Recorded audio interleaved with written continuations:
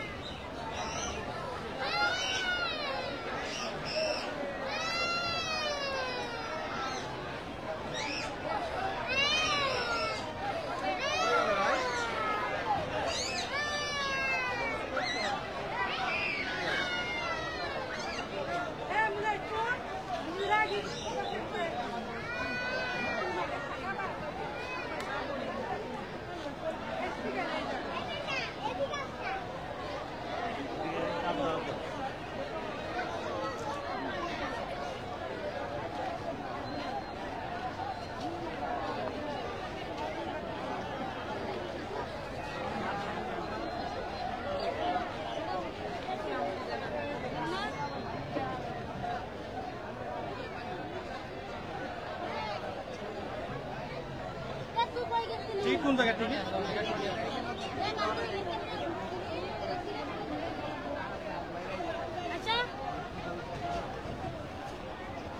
দর্শক আপনাদেরকে যেমনটা দেখাচ্ছিলাম যে রাজধানীর যে জাতীয় চিড়িয়াখানা, বাংলাদেশের সেই জাতীয় চিড়িয়াখানার সামনের ফটক এটি এবং সামনের ফটকে আপনারা দেখতে পাচ্ছেন ঈদ পরবর্তী যে ছুটি, সেই ঈদ পরবর্তী ছুটিতে দর্শনার্থীদের বিপুল পরিমাণে দর্শনার্থীদের ভিড় কিন্তু এখানে লক্ষ্য করা যাচ্ছে এবং আপনারা দেখতেই পাচ্ছেন যে উপচে পড়া একটা ভিড়। সেই ভিড়ে কিন্তু সাধারণ মানুষ যারা আছেন, যারা দর্শনার্থী, যারা চিড়িয়াখানা প্রেমী, অর্থাৎ বিভিন্ন ধরনের প্রাণী যারা এই ঈদে পরবর্তী ছুটিতে যারা দেখতে চান এবং বিনোদন নিতে চান, তারা কিন্তু এখানে এসেছেন এবং আপনারা দেখতেই পাচ্ছেন যে সেই চিড়িয়াখানার ভিতরে যে মূল ফটক, সেই মূল ফটকটির সামনে কিন্তু বিপুল পরিমাণে মানুষ কিন্তু আছেন এবং তারা কিন্তু সিরিয়াল ধরে টিকিট কাটছেন এবং টিকিট কেটে কিন্তু ভিতরে প্রবেশ করছেন এবং এর পরবর্তীতে এই যে উদযাপন, সেই উদযাপনের যে ছুটি চলছে, সেই ছুটিতে এখন কিন্তু চিড়িয়াখানার টিকিট নির্ধারণ করা হয়েছে 50 টাকা এবং 50 টাকা টিকিট কেটে কিন্তু তারপরে ভিতরে প্রবেশ করতে হচ্ছে এবং প্রবেশ করে তারপরেই কিন্তু যে চিড়িয়াখানার যে সৌন্দর্য এবং চিড়িয়াখানার যে বিভিন্ন ধরনের প্রাণী রয়েছে সেই প্রাণীগুলো কিন্তু দর্শনার্থীরা উপভোগ করছেন।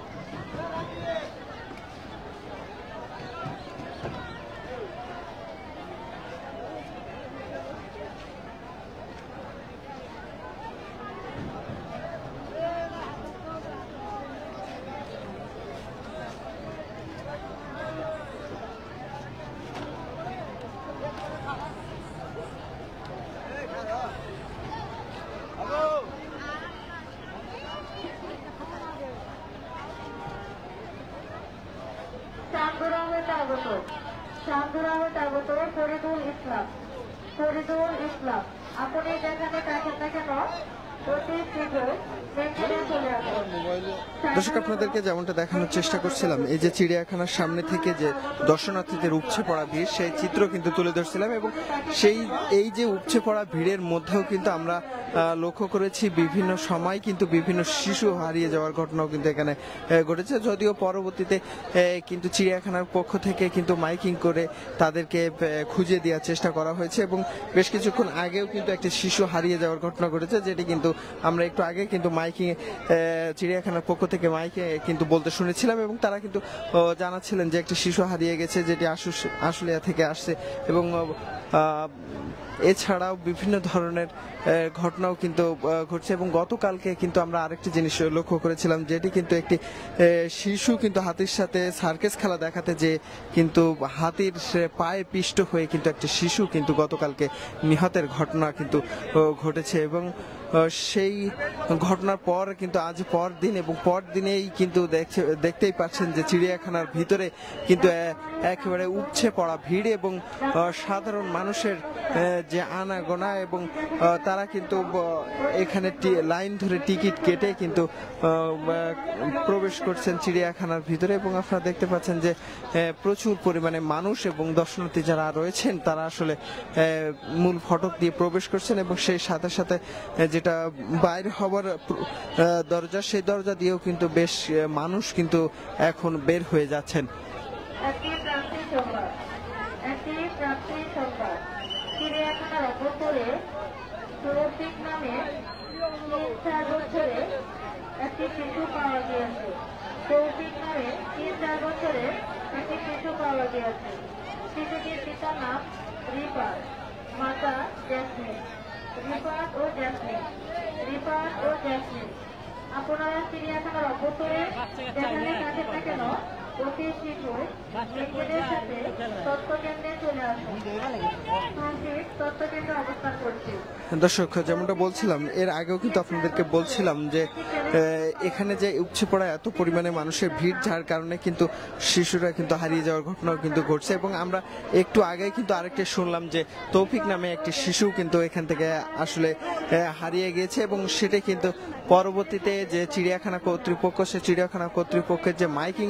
স্টেশন, সেখানে কিন্তু নিয়ে যাওয়া হয়েছে শিশুটিকে, এবং 3-4 বছরের বয়সী একটি শিশু বলে কিন্তু সেটি কিন্তু চিড়িয়াখানার পক্ষ থেকে জানানো হয়েছে। এবং সেই সাথে যেটা বলছিলাম, এই যে পবিত্র ঈদ উল ফিতর, এবং ঈদ উল ফিতর গতকালকে উদযাপন শেষ হলো, এবং শেষ হওয়ার পরে কিন্তু এখন কিন্তু পবিত্র ঈদ উল ফিতরের ছুটি চলছে। সেই সাথে আজও কিন্তু শুক্রবার এবং সাপ্তাহিক ছুটি, এবং সবকিছু মিলায় নিয়ে কিন্তু আজ চিড়িয়াখানায় একেবারে সাধারণ মানুষের একটি উপচে পড়া ভিড়, এবং সেই উপচে পড়া ভিড়ে দর্শনার্থীরা এখানে আসছেন, এবং এসে কিন্তু তারা চিড়িয়াখানার যে দৃশ্য, সেই দৃশ্য কিন্তু উদযাপন করছেন। এবং সেই